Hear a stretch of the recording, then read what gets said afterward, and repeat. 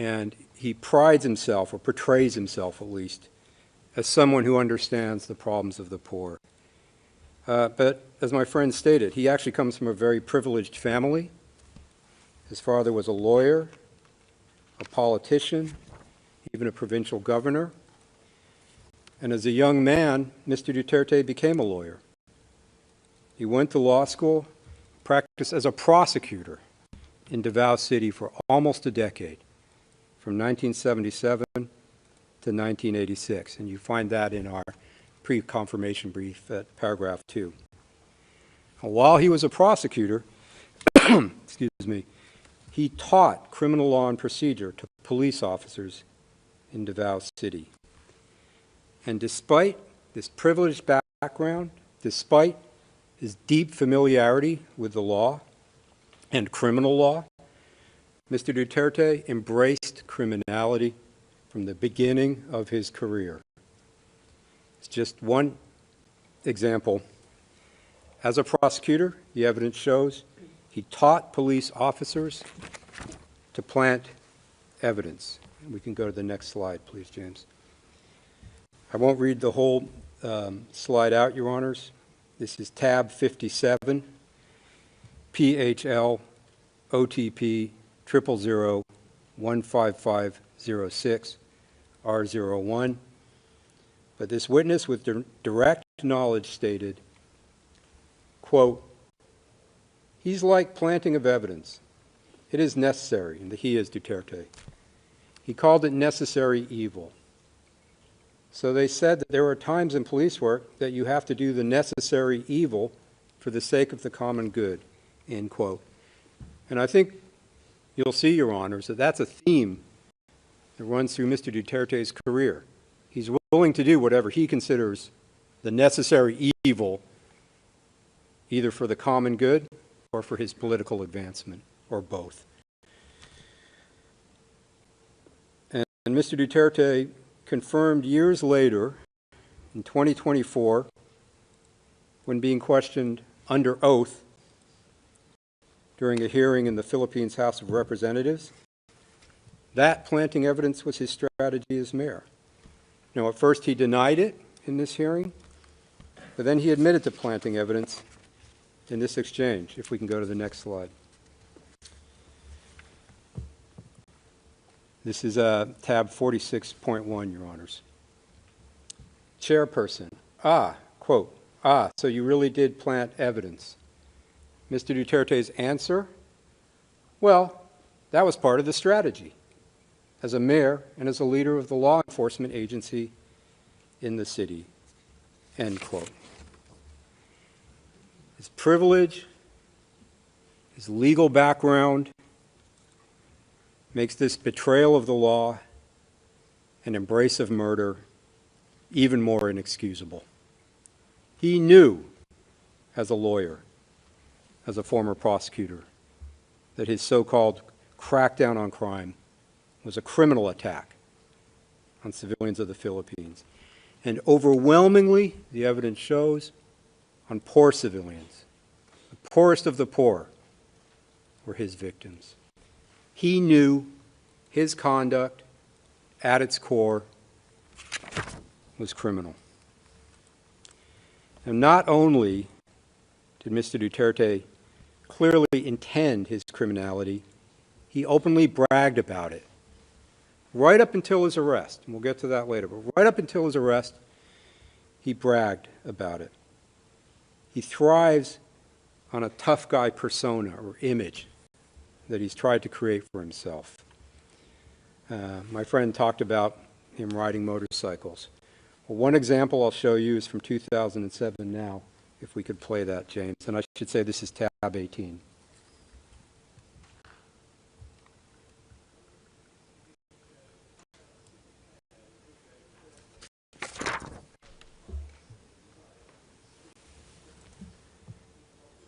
Elite, never losing an election.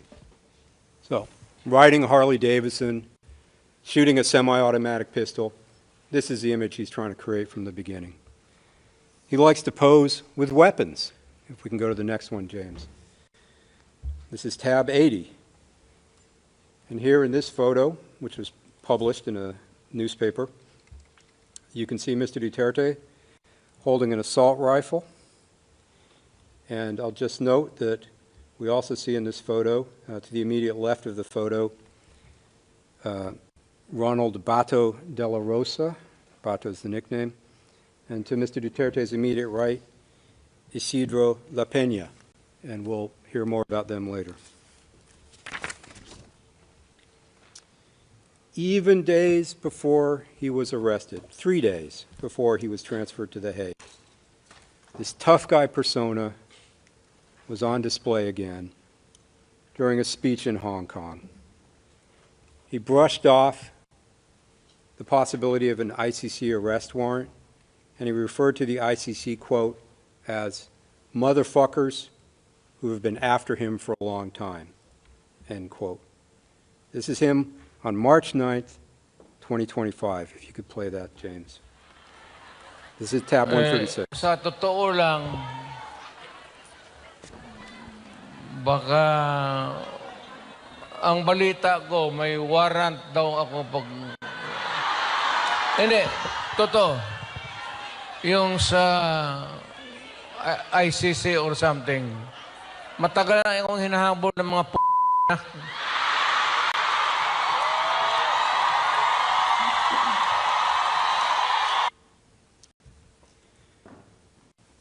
That's him 3 days before coming to The Hague.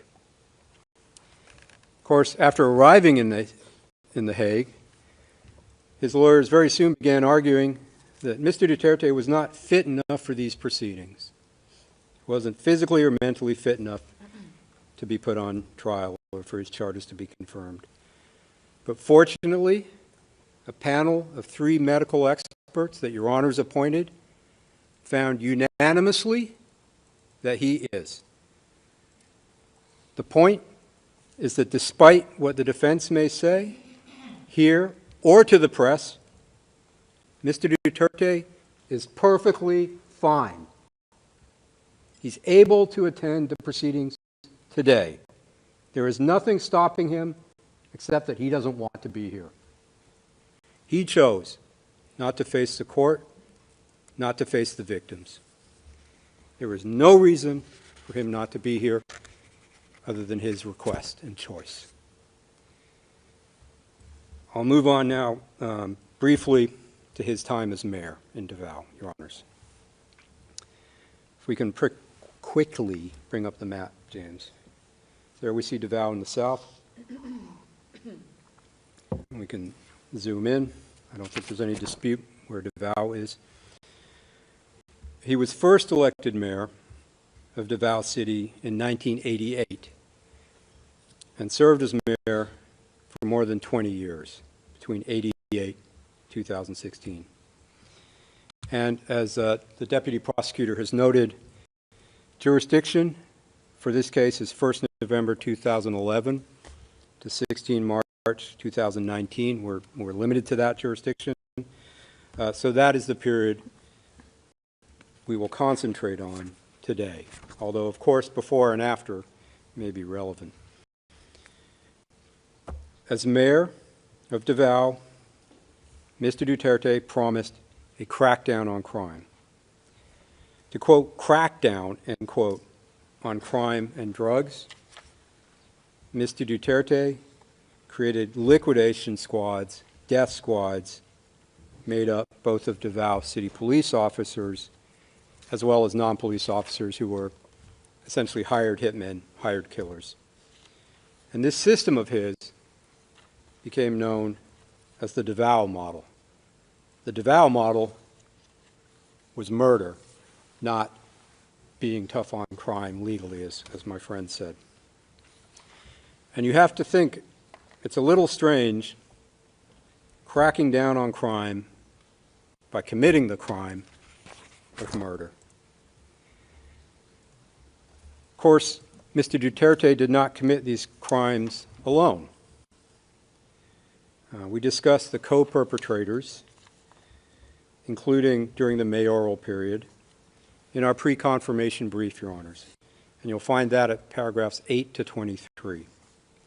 I'll talk about just a few of them now. just to introduce them. First, if we go to the slide, thank you. Ronald Bato de la Rosa, who was a chief of the Davao City Police Office, or DCPO, from 2012 to 2013. Next, Vicente Danao, another police chief in Davao during the period. Next, Christopher Bongo, who was Mr. Duterte's aide, special assistant, an important advisor from 1998 to 2016 for the Davao period, and then continued later in the presidency. Mr. Dante Guiaran, regional director of the National Bureau of Investigation. And finally, Italiano Aguirre, who is a lawyer for Mr. Duterte and for some of the DDS members during the mayoral period. And Ms. Croft will discuss these co-perpetrators and their roles in more depth in her presentation, which will be tomorrow. Let me talk now a little bit about the structure of the Davao Death Squad, or DDS. And as we say in our brief, it's a pyramidal structure. If we go, James, to the next one. Again, this colloquially became known as the Davao Death Squad, and it had a hierarchical pyramid-like structure. At the very top, as mayor, Rodrigo Duterte. And as mayor, he had, of course, de jure control over the Davao police. And the evidence shows, para 34, we talk about this in our brief, he also had de facto control. Under him were co-perpetrators, just some of whom I have mentioned. The co-perpetrators had different roles, but one of them was to relay orders and instructions down from Mr. Duterte to the DDS handlers, and also to relay reports back up to Mr. Duterte. So a typical chain of command. The instructions go down, the reports go up. And the handlers were responsible for the different death squads, or DDS members. And at the very bottom, the lowest rung, the DDS members who actually perpetrated the killings, who carried out physically the murders. And they were made up of both police officers, who were generally lower level police officers, as well as non-police persons who were hired. These members at the bottom were often recruited because they had a debt or owed something to Mr. Duterte or the police, and they could therefore be controlled. And those members at the very bottom were at risk themselves, because if they did not follow orders, or if they tried to leave the DDS, they could be tortured or killed, or both. And there is evidence of that in this case. I'll talk now just for a few moments about the founding of the DDS, Duterte's death squad, the genesis of the death squads. One witness described his initiation into the DDS. He described it happening in 1988 at a dinner meeting in a hotel in Davao City. And this was a huge deal for this witness. I mean, it was almost unimaginable being invited to a dinner in a hotel in the center of Davao where he was going to meet the mayor. Mr. Duterte was present, and he openly told the new members of the death squad he was forming that their job was to kill criminals. If we can go to the next slide, James. This is tab 50, Your Honors. This is what the witness recalls of the meeting. Quote, he, Duterte, told us that your job here in the city would be to kill the drug pushers, the snatchers, and the holduppers. That's what our job is going to be, end quote. And in private, with his paid killers, Mr. Duterte didn't say anything about self-defense. He then provided these death squad members with guns and ammunition, and again, in a festive way, a basket was passed around filled with handguns, and the new members could pull one out, like getting a prize, so they would each have a weapon for their new job. It was a celebratory event for Mr. Duterte. The witness explained Mr. Duterte was happy at this dinner meeting. He was laughing, and he even sprayed a bottle of champagne to celebrate. That's at para 5 for our PCB. One witness recalls, we can go to the next slide, James, thank you. Recalled of this event, quote, he, Duterte again, said it was like a baptismal, like a launching. He was very happy at that moment, end quote. That's tab 51. Mr. Duterte was very happy at the birth of the DDS. It's important to note, Your Honors, Mr. Duterte has freely admitted his role in the Davao death squad. He doesn't deny it. Well, now he does, but he did not before he came here. During an interview with a local news station in 2015, he admitted that he is the Davao death squad. And if we could play that now, please, James. This is tab Ako daw ang death 11. squad. So how do you react to that? Tunod. Tunod na.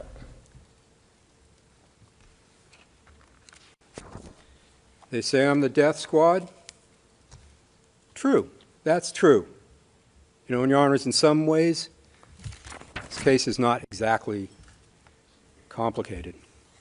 That's not the only time Mr. Duterte admitted his role with the death squad. He repeated under oath that he had a death squad at the Blue Ribbon Committee in the Philippine Senate in 2024, about 10 years after the clip we just saw. However, in this exchange, he denied that the death squad included police officers in some type of apparent effort to protect them. This is tab 41.1, if you could bring it up, please. Mr. Duterte, under oath, quote, I can make the confession now if you want. I really took care of it. But please don't involve the police. They're the ones who suffer, sir. I have a death squad, but not the police. These were gangsters. He says it again. In the same hearing, he confirms this admission. We go to the next one, please. Tab 41.1. The senator asks, quote, so what the former president dropped earlier, that they have a death squad, was a bombshell. Whatever name it goes by, whether police or non-police. Because it looks like what we are investigating now is the instrument used for the war on drugs, which led to numerous extrajudicial killings. For the record, Mr. Chair, end quote. Mr. Duterte's response, quote, you are correct, ma'am. You are absolutely right, end quote. It's not on a slide, but he also stated bluntly, same ERN, same tab, 41.1, same hearing, quote, my death squad, ma'am, is of course, it is organized. That's all I can say, end quote. So that is 4 times, 3 of them under oath, that he admitted having a death squad in Davao, including saying he is the death squad.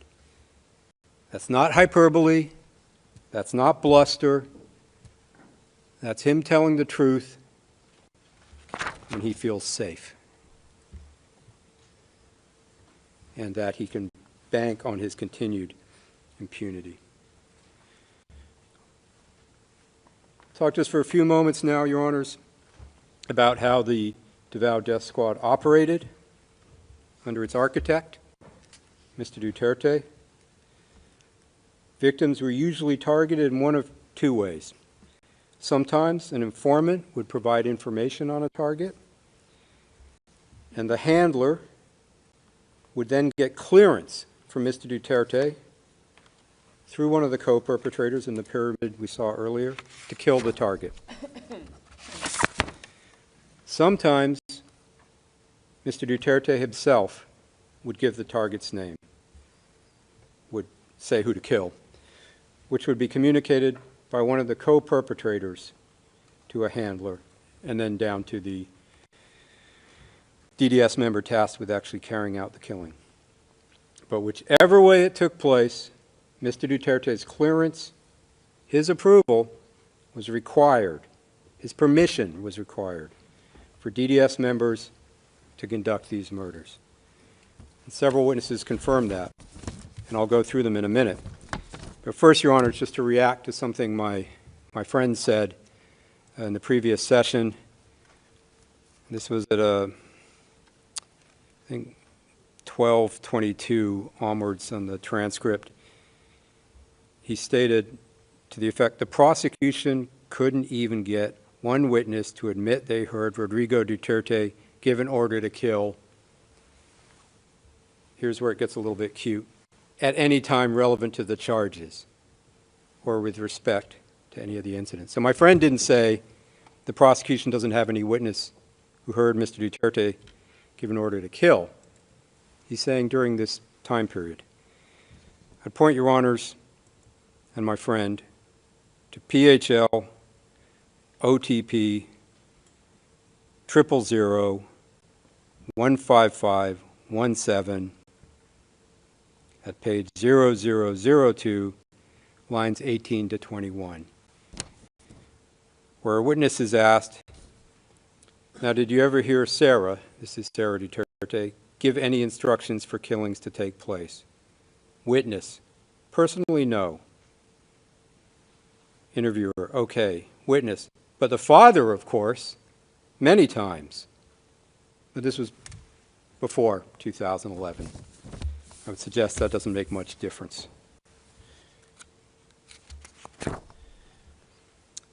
Going back to the confirmations of his clearance, if we could go to next slide. Yes. This is tab 35, Your Honors. A witness stated, quote, only one person was making the decisions.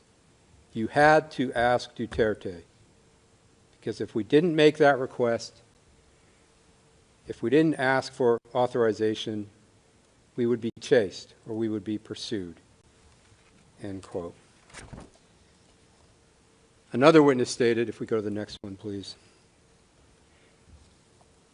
tab 58, quote, we cannot conduct a clearing or killing operations without his clearance. Speaking of Mr. Duterte, we called it clearance, end quote.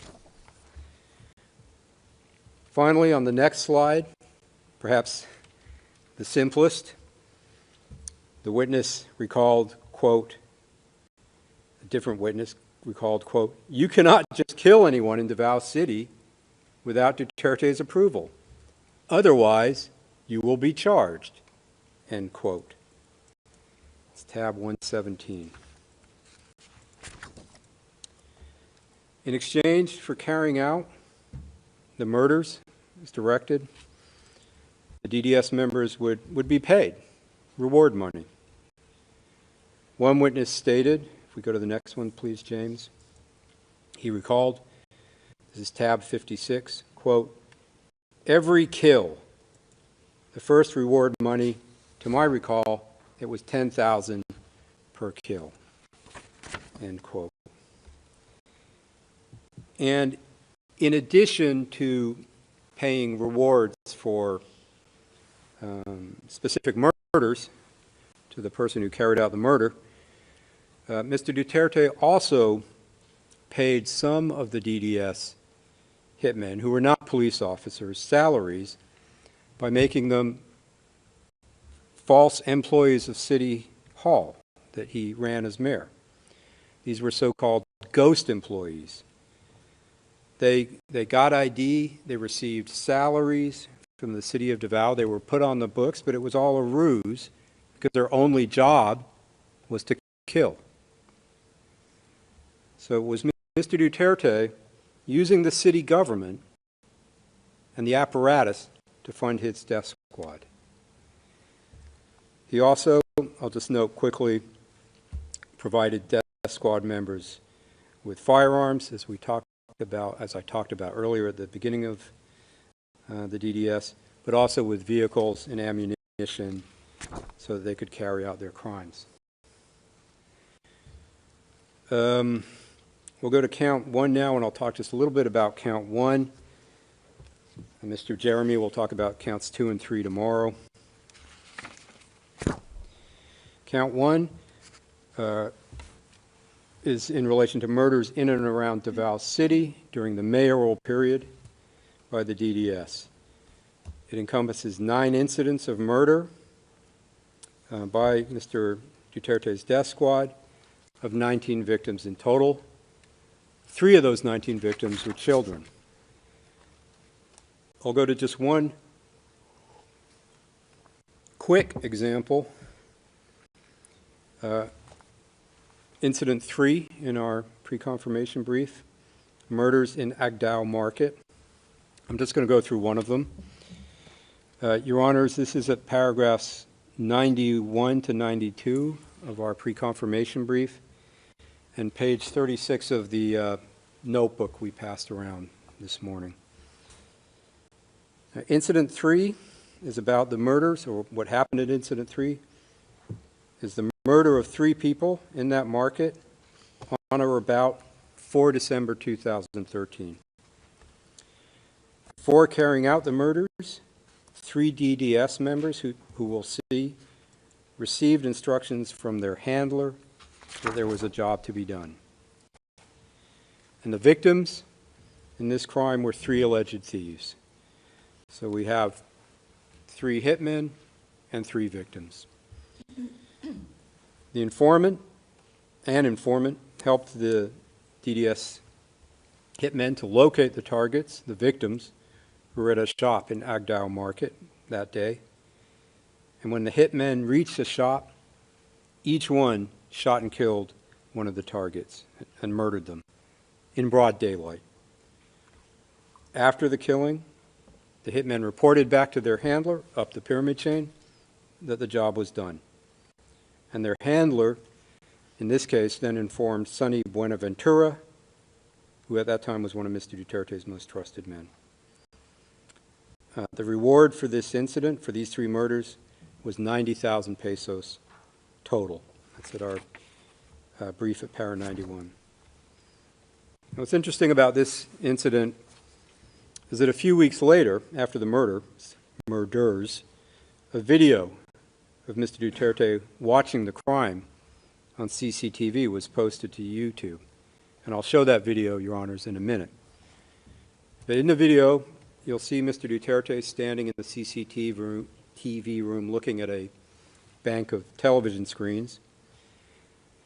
The video then zooms in on the CCTV footage of the crime, and you see 3 DDS members walking up the street in the market. You see them turn to the right, pull out their guns, their pistols, shoot the 3 victims who are off the screen, and then they walk and jog away, and they don't look very worried. And the video then zooms out, and you see different people running to see what has happened because they've heard the shots. Okay, can we play that, please?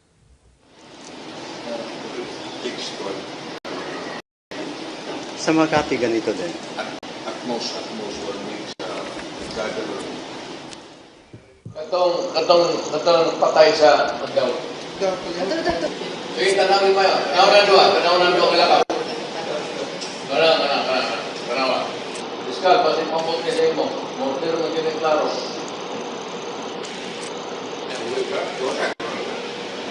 Kanawa. Kaya, berbada.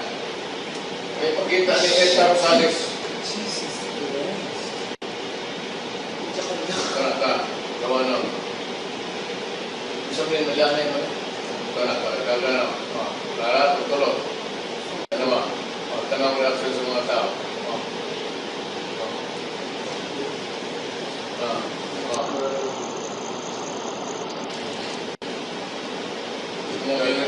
Ini tahu pakai dah.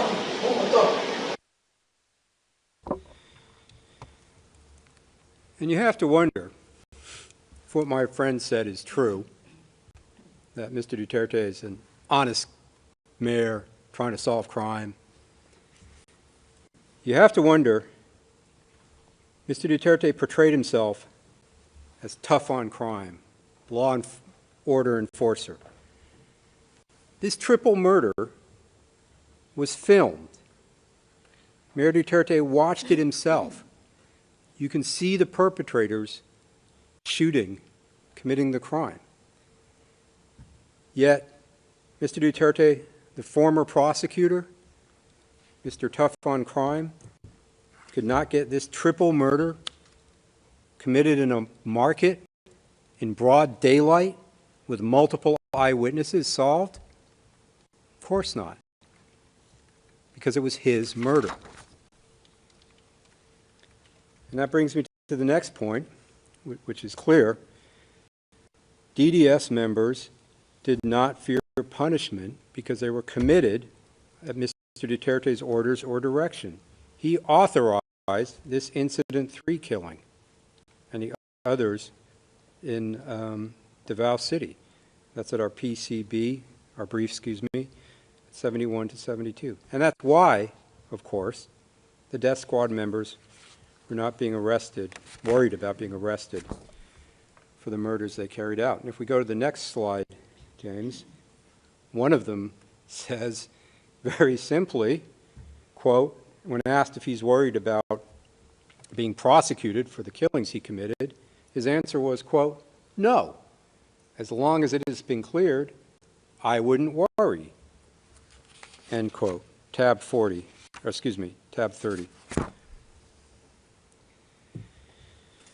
And it's highly understandable that the DDS members were not worried about being prosecuted for the murders they committed, because Mayor Duterte took pride in these killings.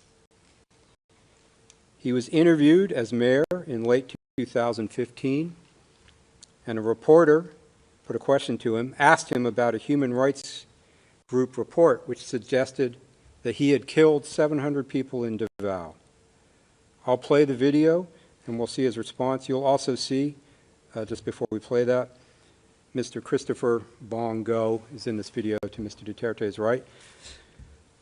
Look at the question, look at Mr. Duterte's answer. 700 daw, pinatay ko. Nagkulang ho sila sa kwenta. Medyo mga 1,700. No denial. Instead, he takes credit for 1,000 more killings. That isn't bluster. That's not hyperbole. That's the truth. I'll move on now, Your Honors, coming to the end, and talk a little bit about his road to the presidency. He saw that the political success of his Davao model, as my friend said, he kept getting reelected. It was working. He saw that the political success of the Davao model of killing alleged criminals could be leveraged for more power, higher office. As I said in the beginning, that's exactly what he did. During his presidential campaign, he campaigned on a promise, a pledge to implement the common plan to kill alleged criminals nationwide if elected. I'm going to play a video now, Your Honors, that are just some of the speeches he made. It's a compilation of four. This is a tab 12 of 4 videos. It's about 4 minutes, but it gives an idea. These are not all the statements, but it gives an idea of the man who ran for president in 2016. If we can play that, James. 3 to 6 months, sabi ko, I will eradicate corruption, criminality, and drugs.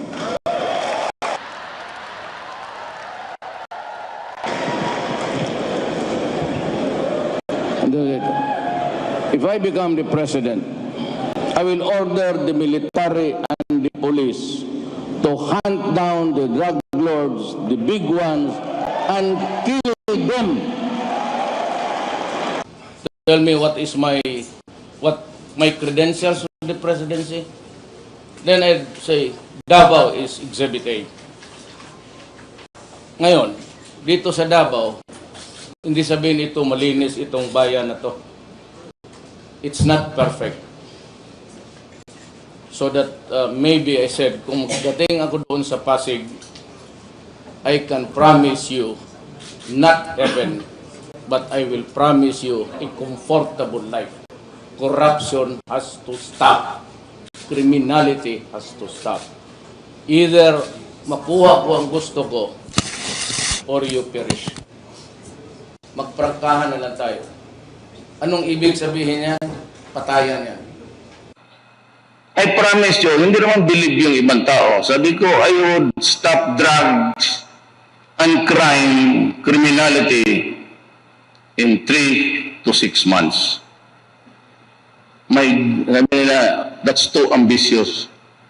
My God, subukan ninyo ako. That's what I told the Davao criminals before. Pinapatawag ko pa, do you want to go out of the city? Gusto mong pumunta ng Manila, maganda ang buhay doon. Doon ka na lang, gusto mo? Di, yun hindi naniwala. Di, patay. Ano pag-usapan natin dyan? Bakit para sa akin? Did I do it for my own? For my own benefit? To enrich myself? What does the life of a criminal have to do with your pocket? Nabi ko lang, I want a peaceful city. Umalis kayo. Pag hindi, papatayin ko talaga kayo. Di, pinatay ko. Huwag na tayo magtagot-tagot pa. Papangkaprang ka na lang. Ngayon ako, I have this, kung ako ang presidente, huwag muna kayo mag-demonstrate. Give me time. Give me time kasi maghirit talaga ako. At sa kung gusto naman siya, hindi ka talagang gagawin ko. Hihirit ako. Ang sabi ko sa military pati police, only criminals, drug-related offenses. I will tell the police and the military, go out and kill them. Period.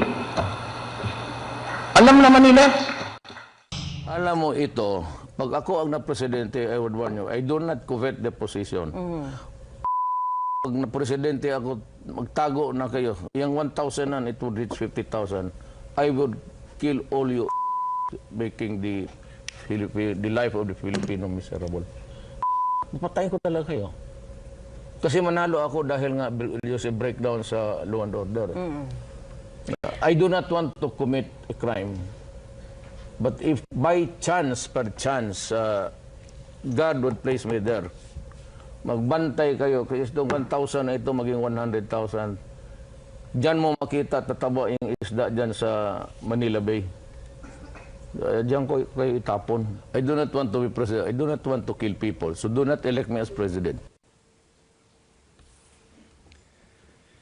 If I become the president, I will order the military and the 3 to 6 police. months. Oops. Sorry. So, if I become the president, I will order the military and the police to hunt down the drug lords, the big ones, and kill them.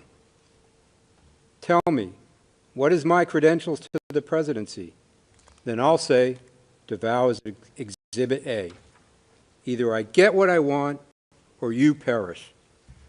Let's be straightforward. What does that mean? That means killings. You should get out. If not, I will really kill you. So I killed them.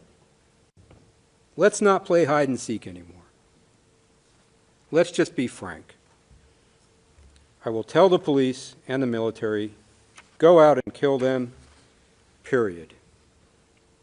I will really kill you. I do not want to kill people, so do not elect me as president. That's the man before you for this hearing, even if he's not in court today. He repeatedly promised to kill people, his own people, if elected president. He said it, he did it, that's who he is. He won the election, became president on 30 June 2016, and did exactly as he said he would. He murdered thousands of people by taking the Davao model nationwide. I'm finished, Your Honor, and perhaps I would suggest that the next presentation start tomorrow, if you don't mind, because we only have 5 minutes.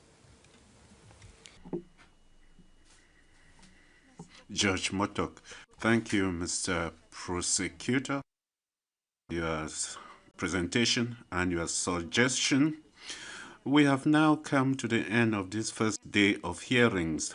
I would like to thank all the parties and participants, as well as our interpreters, the registry, and the technical staff, as well as all those who contributed towards the success of this hearing. The hearing is adjourned, and we will resume tomorrow according to our schedule. See you tomorrow.